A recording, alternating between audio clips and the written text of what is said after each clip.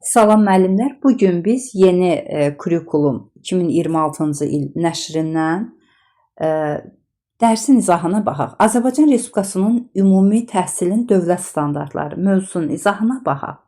Azərbaycan Respublikasının ümumi təhsilinin dövlət standartları dedikdə nə başa düşürük?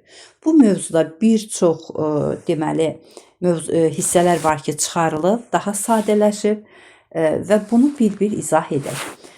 Dövlət standartı dedikdə, dövlət standartının digər adı təhsil standartıdır. Dövlət standartının adı nə oldu? Təhsil standartı. Dövlət standartı bərabərdir təhsil standartına. Eyni anlayışdır. Tərif olaraq necə deyərik? Təhsil alanın bilik, bacarıq, vərdiş səviyyəsinə qoyulan dövlət tələbidir. Vərdiş. Deməli, dövlət standartı nə oldu? Təhsil alanın bilik, bacarıq, vərdiş səviyyəsinə qoyulan dövlət tələbidir. Yəni, dövlətin tələbi biz müəllimlərdən budur ki, biz şagirdlərə bilik, bacarıq verməliyik və bu bilik, bacarıq avtomatikləşmiş hərəkətə çevrilməlidir. Yəni, şagirdlərin də qarşısında bu vəzifə qoyulub ki, bu standart qoyulub ki, şagird bilik və bacarıq vərdişlərə yiyələnməlidir. Təhsil alanların ümumi təhsil pilləsində təhsil alanlarda formalaşdırılan səriştələr. Buna baxaq. Hansı səriştələr var? Demək, təfəkkürlə bağlı səriştələr var. Təfəkkürlə bağlı səriştələr var, fəaliyyətlə bağlı səriştə var, dəyərlərlə bağlı səriştə var. Təfəkkürlə bağlı səriştə dedikdə, yəni düşünmə, qavrayışla bağlı olan səriştələr, bacarıqlar başa düşürük. Bura nələr aiddir? Kreativ düşüncə, yəni yaradıcı təfəkkür. Tənqidi, kritik düşüncə. Tənqidinin digər adı kritik düşüncədir, yəni tənqidi təfəkkür. Problem həll etmə, qərar qəbul etmə, müstəqil öyrənmə. Bunlar təfəkkürlə bağlı olan səriştələrdir, bacarıqlardır. Yəni, şagird hər hansı bir problem var, o problemin bir çox həll yolları var. O həll yollarının heç birini götürmür, özünə məxsus tərzdə yeni yolla o problemin həllini deyir və yaxud o problemi həll edir. Bu şagird necə təfəkkürə malikdir? Yaradıcı təfəkkürə, yəni kritik, deməli, kreativ düşüncəyə malikdir. Bu, düşüncə ilə bağlı oldu, yəni təfəkkürlə bağlı olan bir səriştədir. Tənqidi təfəkkür nədir? Bir problem var, bu problemin bir neçə həll yolu var. Şagird o problemin ən səmərəli həll yolunu seçirsə, öz fikrini əsaslandırırsa, dəyərləndirirsə, artıq bu şagird tənqidi təfəkkürə malikdir. Şagird düşünüb bunu edəcək. Təfəkkürlə bağlı səriştədir. Problemi həll etmək. Düşünür, problemi həll edir. Təfəkkürlə bağlı səriştədir. Qərar qəbul etmə. Biz hər hansı bir problem var, bu problemi biz düşünürük, analiz edirik, təhlil edirik. Bu problemi həll edəndə bir qərar qəbul edirik və yaxud şagird olsun. Yenə təfəkkürlə bağlı səriştədir. Müstəqil öyrənmə. Müstəqil öyrənmə də nədir? Təfəkkürlə bağlı olan səriştədir. Demək, biz bu səriştələri ümumi təhsilin pillələrində, yəni məktəbə hazırlıq təhsil pilləsində, ibtidai təhsil pilləsində, ümumi orta təhsil pilləsində, tam orta təhsil, bağışlayın, pillə deyirəm müəllimlər, tam orta təhsil səviyyəsində biz bunu bütün şagirdlərə demək, öyrədirik, icra edirik. Təfəkkürlə bağlı səriştələr hansılar oldu? Bir daha yadımıza salaq. Yaradıcılıq, yəni kreativ düşüncə, tənqidi təfəkkür, yəni kritik düşüncə, problem həll etmə, qərar qəbul etmə, müstəqil öyrənmə. İndi keçək fəaliyyətlə bağlı səriştələrə. Fəaliyyətlə bağlı səriştələr hansılardır? Fəaliyyətlə bağlı səriştə dedikdə, burada bir fəaliyyət əsasında olan bacarıqlar nəzərdə tutulur.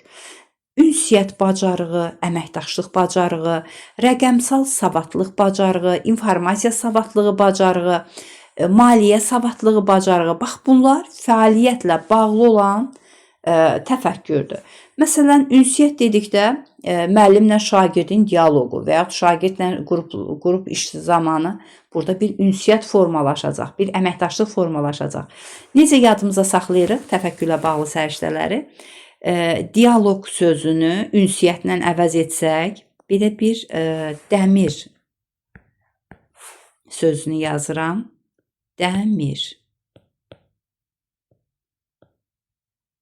Burada dəmir dialoq kimi düşünün və dialoqda da nə var? Ünsiyyət. Ünsiyyət, əməkdaşlıq, maliyyə savadlığı, informasiya savadlığı, rəqəmsal savadlıq. Bax, bunlar nə ilə bağlı səriştədir? Fəaliyyətlə bağlı olan səriştələrdir. İndi keçirik dəyərlərlə bağlı səriştəyə. Dəyərlərlə bağlı səriştələr hansılardır? Biz kurikulumun prinsiplərini öyrənmişik. Hansı prinsiplər var? Şagird yönümlülük, şəxsiyyət yönümlülük, nəticə yönümlülük, inteqrativlik, tələb yönümlülük, qiymətləndirmə. Onu necə yadımıza saxlayırdıq? 2 dənə şığları, bir də nitq sözü ilə. Şagird yönümlülük, şəxsiyyət yönümlülük, nəticə yönümlülük, inteqrativlik, tələb yönümlülük, qiymətləndirmə. İndi burada şagird yönümlülükdə şagirdin marağı, meyli nəzərə alınırdı. Onun potensial imkanı nəzərə alınırdı. Onun əsasında şagird inkişaf etdirilirdi. Şəxsiyyət yönümlülükdə açar sözlərimiz nə idi? İdrak, ünsiyyət, psixomotor fəaliyyətlər əsasında şagirdlərdə həyati bacarıqları inkişaf etdirməklə onlarda milli və bəşəri dəyərləri formalaşdırmaq. Orada bir dəyər sözü var ki, şəxsiyyət yönümlülük prinsipinin açar sözüdür və dəyərlər çəkildikdə, əgər soruşulursa ki, bu kurikulumun hansı prinsipidir, deyirik ki, şəxsiyyət yönümlülük prinsipidir. Dəyərlərdə nə var? Milli kimliyin dərki, milli iftixar hissi, fəal vətəndaş mövqeyi, şəxsi və sosial məsuliyyət, demokratiya və insan hüquqlarına hörmət, mədəni müxtəlifliyə hörmət. Bax, bunlar dəyərlərlə bağlı olan səriştələrdir. Hər biri haqda məlumat verəcəyik. Bir daha fikrimizi yekunlaşdıraq. Deməli, biz şagirdlərdə hansı səriştələri formalaşdırırıq? Təfəkkürlə bağlı səriştələr, fəaliyyətlə bağlı səriştələr, dəyərlərlə bağlı səriştələri. Təfəkkürlə bağlı səriştələri özünün 5 qismə ayırmışdıq. Yaradıcı təfəkkür, tənqidi təfəkkür, problem həll etmə, qərar qəbul etmə, müstəqil öyrənmə. Fəaliyyətlə bağlı səriştəni də 5 hissəyə ayırmışdıq. Hansıları idi? Biz onu dəmir sözü ilə yadımıza saxlayırıq. Orada dialoqdur. Dialoqda nə var? Ünsiyyət. Ünsiyyət, əməkdaşlıq, maliyyə savadlığı, informasiya savadlığı, rəqəmsal savadlıq. Dəyərlərlə bağlı səriştələrdə isə milli kimliyin dərki, milli iftixar hissi, fəal vətəndaş mövqeyi, şəxsi və sosial məsuliyyət, demokratiya və insan hüquqlarına hörmət, mədəni müxtəlifliyə hörmət. Bunlar kompetensiyalardır ki, biz növbəti dərsdə bu kompetensiyaları öyrənəcəyik. Ümumi təhsilin təşkilinə dair ümumi pedaqoji tələblər. Bəli, hansı pedaqoji tələblər var? İndi öyrənək. Pedaqoji tələb nə üçün bizə lazımdır? Biz bunu nə üçün öyrənirik? Deməli, ümumi təhsil sistemində, təlim-tərbiyə prosesinin təşkilində öyrədənlərlə öyrənənlər arasında subyekt prinsipinə uyğun qarşılıqlı əməkdaşlıq əsasında aşağıdakı tələblər nəzərə alınmalıdır. Yəni, nə deyir burada? Şagirdlə müəllim arasında münasibət necə olmalıdır? Subyekt münasibətində olmalıdır. Bəs əvvəlki deməli, təhsil modelində necə idi? Demək, ənənəvi təhsil modelində necə idi? Müəllim subyekt idi, şagird obyekt idi. O dövrdə deməli, təlim-tərbiyə işi ona uyğun qurulmuşdu. Dövr onu tələb edirdi. Amma indi müasir dövrdür, elm texnikanın inkişaf etdiyi bir dövrdür. Dünya evimizin içərisindədir. Biz o modellə indi uşaqları, şagirdləri öyrədə bilərikmi? Əlbəttə ki, yox. Çünki artıq elm texnika inkişaf edib, uşaqlar da o gördüklərini tələb edir. Ona görə də müəllimlə şagird arasında necə münasibət olmalıdır? Subyekt münasibəti olmalıdır. Əvvəlki ənənəvi təlim modelində şagird passiv idi, müəllim aktiv idi. Müəllim danışırdı. Nə fikir bildirirdisə, müəllimin fikri qanunu idi. Artıq müasir dövrdə müəllimlə şagird qarşılıqlı hörmət əsasında öyrənmə prosesini deməli tətbiq eləyirlər. Şagird öyrənir, müəllim öyrədir. Əgər biz kurikulumu sözün əsl mənasında öyrənsək, tam sağlam şəkildə öyrənsək, biz məktəbə can atarıq ki, bütün günümüz məktəbdə keçsin və şagird də məktəbə qaçar ki, təlim-tərbiyə prosesində fəal iştirak etsin. Çox təəssüflər olsun ki, bu metodika çox müəllimlərə çətin gəlir, amma inanın müəllimlər heç də çətin deyil. Çox maraqlı bir deməli metodikadır ki, bu öyrənməklə insan zövq alır ki, bunlar kaş tətbiq oluna, kaş bunlar həyata keçirilər, kağız üzərində qalmaya. İndi müəllimin həyatı işgəncədir. Yəni dərsdən kənara çıxıram, müəllim çoxlu yazı yazır. Nə yazdığını bilmir. Bu işgəncədir.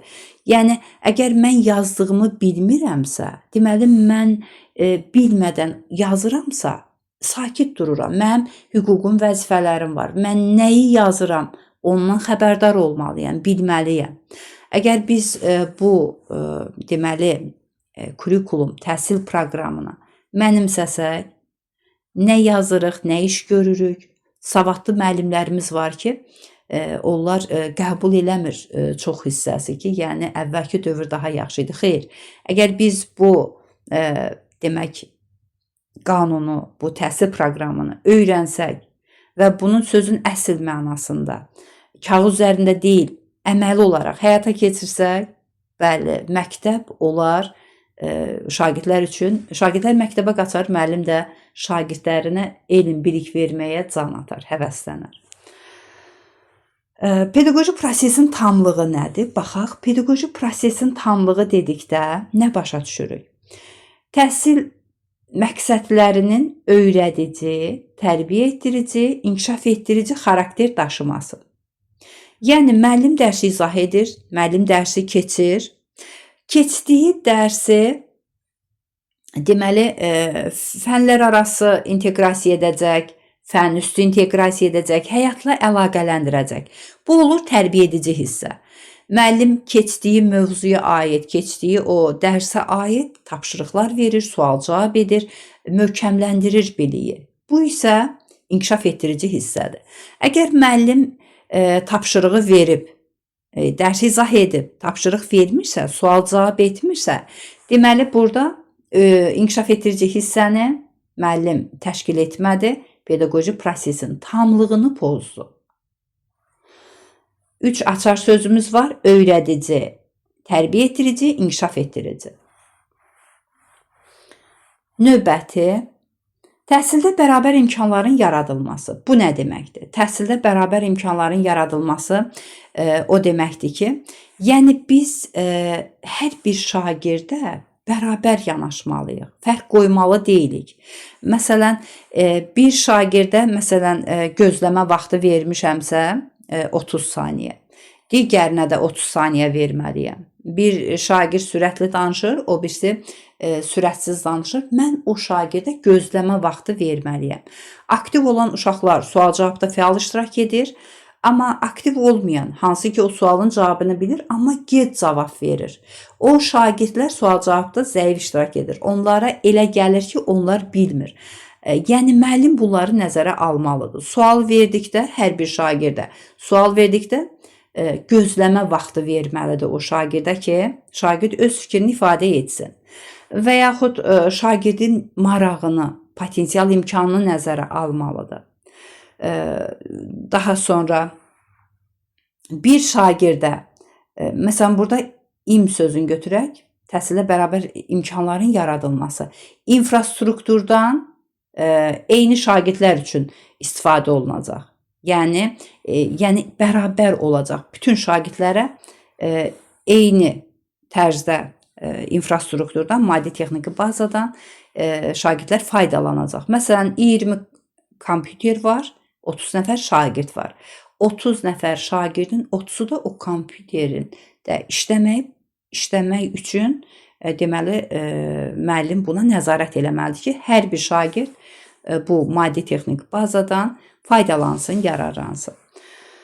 Bu olur təhsillə bərabər imkanların yaradılması. Şəxsiyyət yönümlülük pedaqoji deməli tələbinə baxaq. Şəxsiyyət yönümlülük dedikdə burada açar sözlərimiz var kurikulumun prinsiplərində. İdrak, ünsiyyət, psixomotor fəaliyyət, həyati bacarıqlar, milli və bəşəri dəyərlər açar sözlərimizdir. Deməli, biz bir şəxsiyyət formalaşdırırıq. Bunun üçün şagird, məsələn, ola bilsin ki, bu şagirdin təfəkkürü zəifdir, amma bu şagirddə psixomotor fəaliyyətlər güclüdür. İdmançıdır, gözəl rəsm çəkir, musiqi alətində gözəl ifalar edir. Yəni, bu şagird də gələcəkdə bir şəxsiyyət kimi formalaşacaq. Və yaxud ünsiyyət var burada. Həyati bacarıqlar formalaşır. Hansı həyati bacarıqlar var? Çeviklik, liderlik, təşəbbüskarlıq, sosiallıq, produktivlik bacarıqları. Çeviklik bacarığı nədir? Yəni, hər hansı bir şəraitdir, planlaşdırdığımız bir iş var, şərait dəyişdi. Anında düzgün qərar qəbul etmə bacarığı, çeviklik bacarığıdır. Biz bunu şagirdlərdə formalaşdırırıq. Daha sonra liderlik bacarığı. Müəllim sinifdə bir liderdir və qruplarla iş zamanı uşaqlar özləri öz liderini seçir. Burada lider bir deməli həyati bacarıqdır, liderlik bacarığı. Şagirdlər demək lideri seçdikdə o lider həmin qrupu motivasiya edəcək və irəli aparacaq, komandanı irəli aparacaq. Liderlik bacarığı budur. Təşəbbüskarlıq bacarığı, sosiallıq bacarığı, produktivlik bacarığı, təşəbbüskarlıq yəni bir fikir irəli sürmək, bir ideya irəli sürmək. Sosiallıq bacarığı da yəni yumşaq bacarıqlardır. Ünsiyyət, əməkdaşlıq bu bacarığın içərisindədir.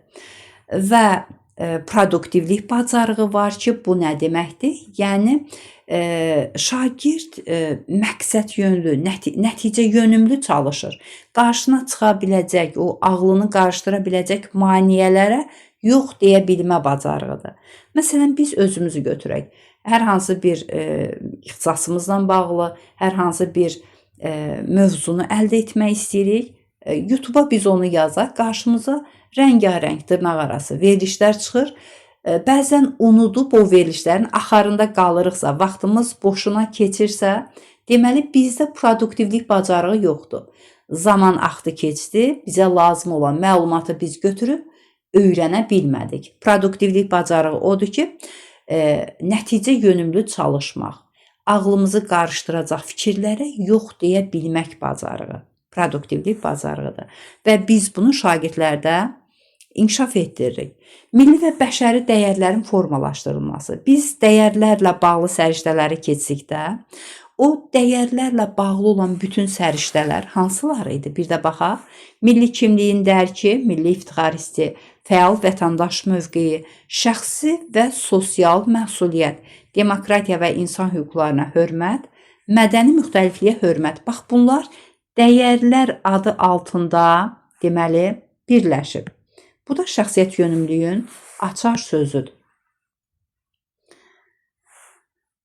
Daha sonra inkişaf yönümlülüyə baxaq. Yəni inkişaf yönümlülük nədir? Şagirdlərin təhsil nailiyyətlərinin təhlilindən alınan nəticələr əsasında onların inkişaf perspektivlərini etibar edən kompleks tədbirlərin həyata keçirilməsi.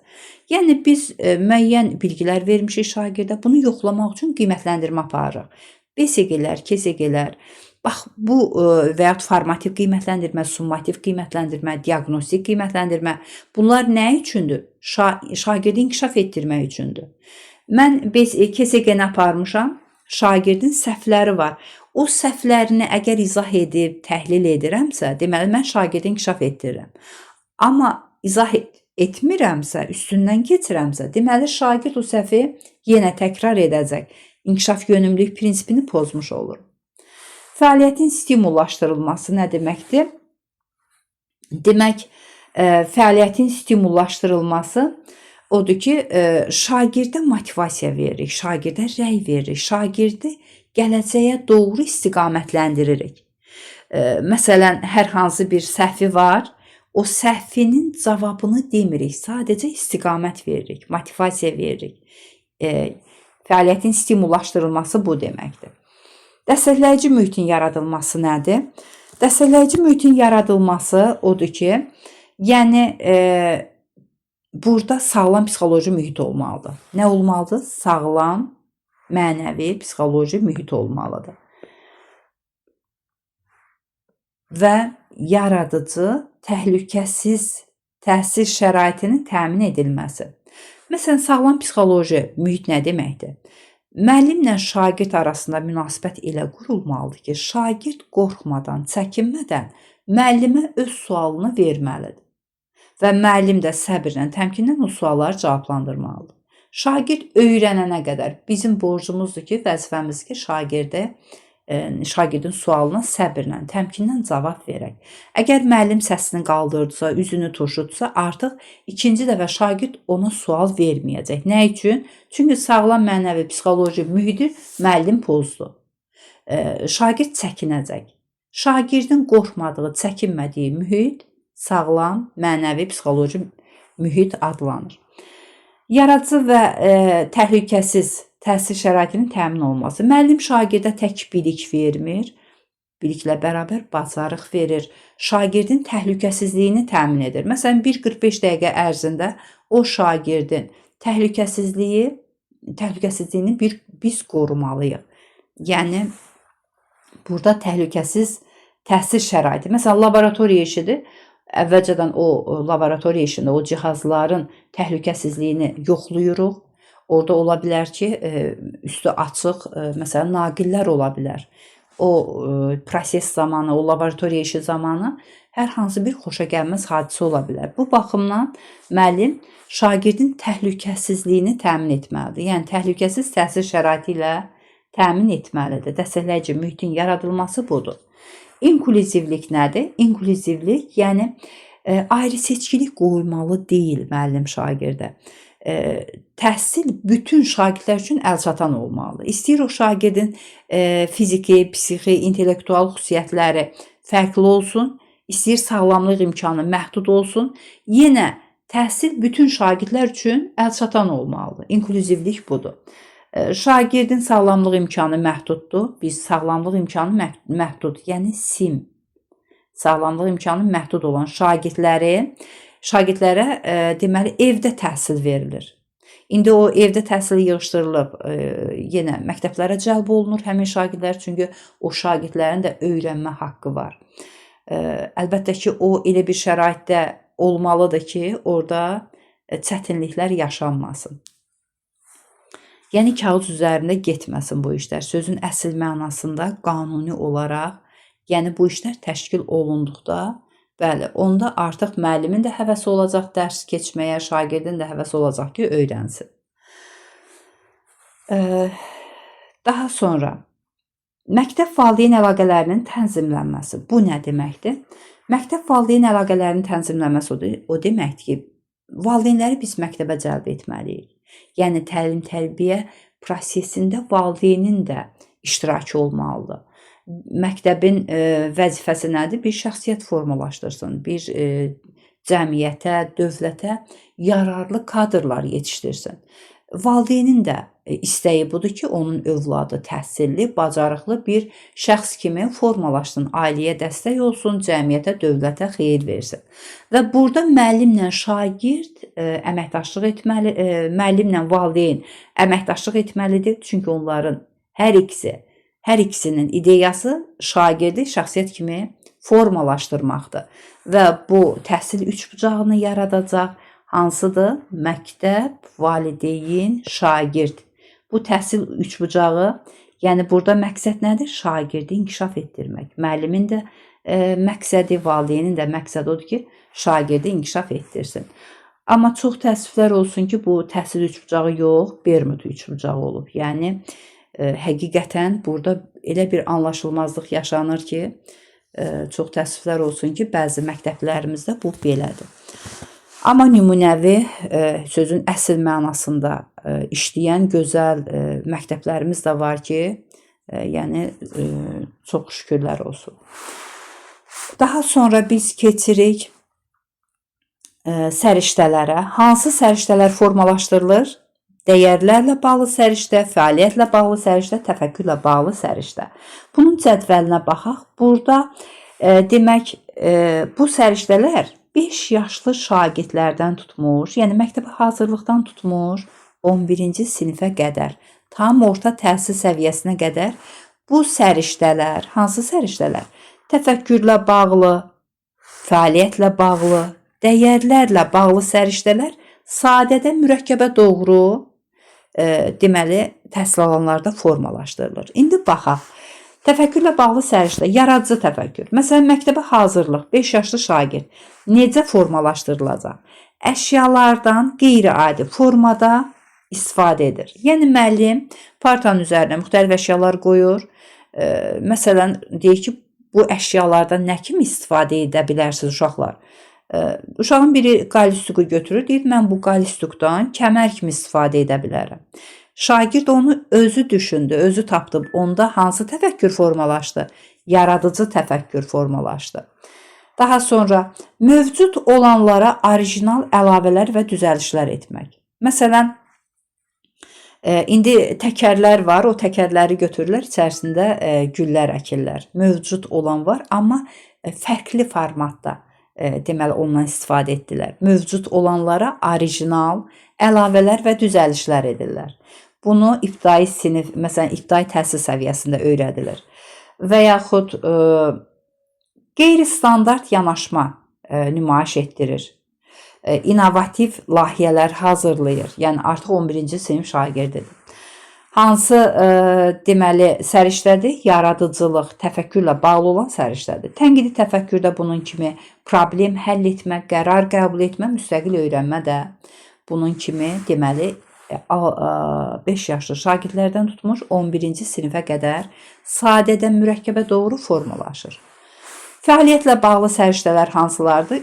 Biz onu necə yadımıza saxladıq? Ünsiyyət nədir? Dialoq. Dialoqda nə var? Ünsiyyət. Yəni dəmir sözü ilə yadımızda saxlayaq. Dəmir, D dialoqdur. Biz onu ünsiyyət götürürük. Əməkdaşlıq, M maliyyə savadlığı, informasiya savadlığı, rəqəmsal savadlıq.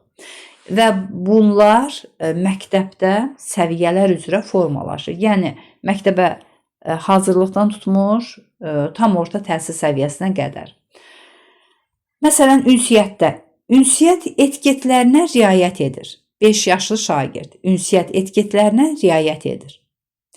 Öz fikirlərini ifadə etməyi və digərlərini dinləməyi bacarır. Yəni biz uşaqlara həm də dinləməyi bacarmaq vərdişini öyrətməliyik. İndiki şagirdlər ancaq danışır, dinləməyi xoşlamırlar. Yəni biz necə şagirdləri dinləyirik? Şagirdlər də dinləməyi bacarmalıdır və əgər biz qarşı tərəfi dinləməsək, necə qərar verə bilərik? Necə fikir ifadə edə bilərik? Dinlənmiriksə artıq orada bir münaqişə olacaq. Ona görə də bu səriştələr şagirdlərdə formalaşdırılır. Daha sonra fikirlərini ifadə etməyi və digərlərini dinləməyi bacarır. Ana dilində və xarici dildə ünsiyyət qurur. Artıq bu 9-cu sinif şagirdidir. Yəni 5-ci sinifdən 9-cu sinifə qədər olan şagirdlərdə bu səriştələr, bu bacarıqlar formalaşır. Daha sonra ana dilində və xarici dildə fikirlərə münasibət bildirir, mülahizələrini əsaslandırır. Artıq 11-ci sinif şagirdlərdir ki, bu bacarıqlar daha mürəkkəb formada inkişaf etdi. Əməkdaşlıq necədir? Kollektiv fəaliyyətdə iştirak qaydalarına bələddir. Kollektiv fəaliyyətdə necə iştirak qaydaları var? Şagird bunu bilir, 5 yaşlı şagird bunu bilir. Əgər mən qruplarla işdə fəaliyyət göstərirəmsə, bir şagird olaraq, bu qaydalar var ki, necə fəaliyyət göstərməliyəm? O qaydaları bilirsə, deməli əməkdaşlığa aid səriştəyə aiddir bu. kollektivdə işləməyi bacarır, ibtidai təhsil səviyyəsinə aiddir. Kollektivin ortaq məqsədləri üçün çalışır. Artıq bu 5-9-cu siniflər arasındadır. Kollektivdə birgə fəaliyyət və liderlik bacarıqları nümayiş etdirir. Deməli 10-11-ci siniflərdə ünsiyyətlə bağlı olan səriştə əməkdaşlıqdır ki, fəaliyyətlə bağlı olan əməkdaşlıq səriştədisidir ki, sadədən mürəkkəbə doğru şagirdlərdə formalaşır. Rəqəmsal savadlıq, yəni rəqəmsal savadlıq nədir? İKT bacarıqları. Məsələn, 5 yaşlı şagird məktəbə hazırlıq. İnformasiya, kommunikasiya texnologiyalarını tanıyır və fərqləndirir. İbtidai sinifdə İKT-dən ilkin istifadə bacarıqları nümayiş etdirir. Ümumi ortada İKT-nin imkanlarından məqsədyönlü istifadə edir. Deməli, tam orta təhsil səviyyəsində cəmiyyətin həyatında İKT-nin əhəmiyyətini dəyərləndirir, fəal istifadəçi bacarıqları nümayiş etdirir. Daha sonra informasiya barədə ilkin biliklərə malik olmaq. Bu nə deməkdir? Yəni, informasiya savadlığıdır. Yenə təhsil səviyyələri üzrə bu sadədən mürəkkəbə doğru formalaşacaq. Yəni, informasiya axtarmağın, toplamağın yollarını bilir. İnformasiyanın xassələrini nəzərə almaqla onu emal və istifadə edir. İnformasiyadan, fəaliyyətindən məqsədyönlü istifadə edir. Maliyyə savadlığı nədir? Pul və qənaət haqqında məlumatlıdır. 5 yaşlı şagird bəzən övladımıza xərclik veririk. Ola bilsin ki, biri hamısını xərcləyir, digəri onu qənaətlə xərcləyir. Yəni, maliyyə savadlığı formalaşır şagirddə, o övladda. Demək, pul və qənaət haqqında məlumatlıdır. Şəxsi büdcəsindən səmərəli istifadə edir. Məsələn, elə olur ki, o ayın sonuna qədər müəyyən qədər pul yığır və özü üçün onu səmərəli şəkildə istifadə edir. Hansı səriştədir? Maliyyə savadlığı səriştəsi. Fəaliyyətlə bağlı səriştədir. Daha sonra şəxsi büdcəsindən səmərəli istifadə edir. Səmərəli istehlak davranışı nümayiş etdirir, resurslardan qənaətlə istifadə edir. İqtisadi layihələr qurur, sahibkarlıq ideyalarını irəli sürür. Maliyyə savadlığı şagirdlərdə formalaşdırıldıqda, gələcəkdə həmin şəxs, məsələn, bir iş adamı ola bilər, bir sahibkar ola bilər. Yəni, qərar qəbul etmə, müstəqil öyrənmə, məsələn, bu bacarıqlarda maliyyə savadlığından, yəni o büdcədən qənaətlə istifadə etmə, bunların hər biri sahibkarlıq fəaliyyətinin formalaşmasıdır ki, biz məktəbdə bunları şagirdlərdə formalaşdırırıq. Daha sonra şəxsi və sosial məsuliyyət. Şəxsi və sosial məsuliyyət nədir? Dəyərlərlə bağlı səriştədir. Yəni, davranış mədəniyyəti haqqında məlumatlıdır şagird. Mən necə davranmalıyam? 5 yaşlı şagird. Yəni, o davranış mədəniyyəti haqqında məlumatlıdır. İbtidai sinifdə şəxsi məsuliyyətini dərk edir. Yəni, mən davranış mədəniyyətimi elə qurmalıyam ki, başqasını incitməli deyiləm. Yəni, şəxsi məsuliyyətini dərk edir. Deməli, 9-cu sinifdə necə, 5-9-larda necə? Şəxsi cəmiyyət münasibətlərini şərh edir. Şəxs cəmiyyət münasibətlərini şərh edir. Cəmiyyət qarşısında məsuliyyətini dəyərləndirir. 11-ci siniflərdə necə? Cəmiyyət qarşısında məsuliyyətini şərh edir. Sosial layihələrdə iştirak edir. Könüllülük fəaliyyəti ilə məşğul olur. Deməli, bu da şəxsi və sosial məsuliyyətdir. Demokratiya və insan hüquqlarına hörmət. İndi digər dərslərdə kompetensiyaları keçdikdə elə bu özü kompetensiyalardır ki, məsələn, fəal vətəndaş mövqeyi kompetensiyası var, şəxsi və sosial məsuliyyət kompetensiyası var, demokratiya və insan hüquqlarına hörmət kompetensiyası var, mədəni müxtəlifliyə hörmət kompetensiyası var. Yəni, ona görə də hər bir dərsə detallı öyrənin ki, növbəti dərs sizin üçün maraqlı olsun, asan olsun. İnsan hüquqları barədə təsəvvürə malikdir. Yəni, hüquq və vəzifələrimiz var. 5 yaşlı şagird hüquqları haqqında təsəvvürə malikdir. İbtidai sinifdə öz hüquqlarını və vəzifələrini bilir. Hər bir şagird öz hüququnu, vəzifəsini bilməlidir.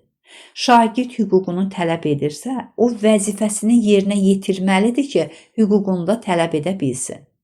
Necə olur o əsgərlərimiz var ki, məsələn 17 yaşlı uşaqlara, gənclərə söz deyirik, yəni əlbəttə ki, onlarda hər birimizə məlumdur ki, onlarda necə bir abi-hava var. İpə sapa yatmayan o gənclər. Amma əsgərlikdə necə bir nizamlı əsgərə dönüşür? Nə üçün? Orada onları incidirlər? Əlbəttə ki, yox. Nizamnamənin tələblərinə cavab verirlər. Hər səhər, hər axşam onların hüquq və vəzifələri onlara deyilir. Əgər vəzifəsini pozdusa, bəli, qaydalar var, cəzalar var. O cəzaları yerinə yetirməlidir. Məsələn, qab yumaq kimi, digər işlər kimi artıq əsgər başa düşür ki, mən vəzifəmi yerinə yetirməliyəm. Əgər vəzifədən kənara çıxsam, o qanunlar ki var, tətbiq olunacaq və cəzalanacaq. Ona görə də şagirdlərdə də o vəzifələr, o hüquqlar öyrədilməlidir müəllim tərəfindən. Şagird olduğunu başa düşsün, anlasın ki, mən şagirdəm, mənim hansı vəzifələrim var? Mən vəzifəmi yerinə yetirə bilirəmmi? Hüququmu necə tələb edim? Hüquqla vəzifə tərəzinin gözləridir. Əgər birini etmiriksə, artıq tərəzinin gözü pozulacaq. Ona görə də məktəbdə hüquq və vəzifələri şagirdlərə öyrətmək ən əsas, ən birinci işdir. Daha sonra insan hüquq və azadlıqlarının mahiyyətini dərk etmək, insan hüquq və azadlıqlarını müdafiə etmək. Məsələn, artıq 11-ci sinif şagirdidir. Birinə qarşı haqsızlıq olunarsa, onun hüquq və azadlığını müdafiə edəcək və yaxud da özünü müdafiə edəcək. Daha sonra mədəni müxtəlifliyə hörmət. Bu nədir? Mədəni müxtəliflik barədə məlumatlıdır. Yəni 5 yaşlı şagirddir, bilir ki, müxtəlif xalqlar var və hər bir xalqın da özünə məxsus adəti, ənənəsi var. İbtidai təhsil səviyyəsində mədəni müxtəlifliyi, məsələn, müxtəlif etnik qruplar, dillər, dinlər, irqlərə mənsub insanlar. Yəni şagird bunları qəbul edir, mədəni müxtəlifliyi qəbul edir. Birgə yaşayış qaydalarına əməl edir. Ayrı seçkilik yol verilməzliyini, deməli, əsaslandırır. Yəni, indi bizim tələbələr xaricə gedir, xaricdə olan tələbələr bizim ölkəmizə gəlir. Burada birgə yaşayış qaydalarına əməl edirlər. Hər bir ölkənin özünün dili var, dini var, adət-ənənəsi var, mədəniyyəti var. Və biz bir şəxs olaraq necə ki, özümüzə dəyər veririk, öz adət-ənənəmizə dəyər veririk, dilimizə, dinimizə, başqa xalqın nümayəndələrinin də dininə, dilinə, mədəniyyətinə hörmətlə yanaşmalıyıq və dəyər verməliyik. Dərsimiz bu qədər, əziz müəllimlər. Növbəti dərslərdə görüşərik. Demək, əməyə hörmət olaraq abunə olun, öz dəyərli fikirlərinizi yazın və bəyənib paylaşmağı unutmayın. Sağ olun, növbəti dərslərdə görüşənədək.